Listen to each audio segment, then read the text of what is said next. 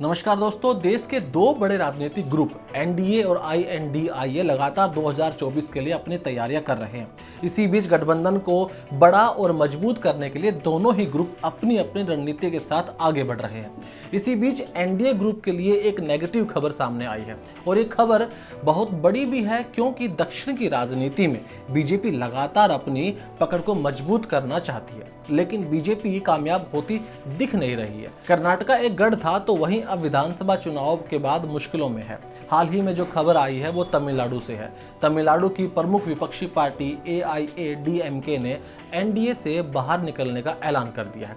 Party के इस कदम से एक तरफ जहां भाजपा को जोर का झटका लगा है, तो वहीं एआईएडीएमके के समर्थकों ने पार्टी के इस फैसले को खुशी के तौर पे देखा, पटाखे फोड़े और जश्न मनाया। बता दें कि राज्य में 2021 में दोनों दलों के बीच में गठबंधन हुआ था। लेकिन अब सवाल ये है कि आखिर एआईएडीएमके ने बीजेपी यानी कि एनडीए से क्यों गठबंधन तोड़ा, ऐसा फैसला लिया क्यों? देखिए, एआईएडीएमके के नेताओं ने जेपी नड्डा को तमिलनाडु बीजेपी प्रमुख के अन्नामलाई की राजनीति की आक्रामक शैली से पैदा हुई जमीनी स्थिति के बारे में अवगत कराया था। उन्होंने द्रविडियन दिग्गज सीएन अन्नादुरई पर टिप्पणी करने के लिए अन्नामलाई की माफी की मांग की थी और उन्हें बदलने के लिए भी कहा गया था। बस यहीं से शुरुआत होती है इन दोनों के अलग होने की। एनडीए के साथ संबंधों पर निर्णय लेने के लिए पार्टी की जो बैठक हुई, उसमें शीर्ष पदाधिकारियों ने, जिला सचिवों और विधायकों और सांसदों ने हिस्सा लिया था। पार्टी मुख्यालय में पटाखों के साथ जश्न के बीच मनुस्वामी ने कहा कि सर्वसहमति से लिया गया निर्णय 2 करोड़ से ज्यादा पार्टी कार्यकर्ताओं की भावनाओं और आकांक्षाओं का सम्मान करता है। लेकिन अब सवाल ये भी बनता है कि 2024 के लोकसभा चुनाव को लेकर क्या है एआईएडीएमके की रणनीति। देखिए, एनडीए से अलग होकर अब एआईएडीएमके खुद से अपना चयन करेंगी। न्यूज एजेंसी एएनआई से बात करते हुए एआईएडीएमके की प्रवक्ता शशि रेखा ने कहा कि सदस्यों के राय के आधार पर हम यह प्रस्ताव लाए हैं।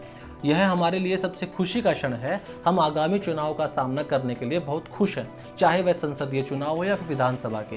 हालांकि लोगों को ये बात आसानी से हजम नहीं हो रही कि बिना किसी अनबन के एआईएडीएमके ने इतना बड़ा फैसला आखिर कैसे ले लिया।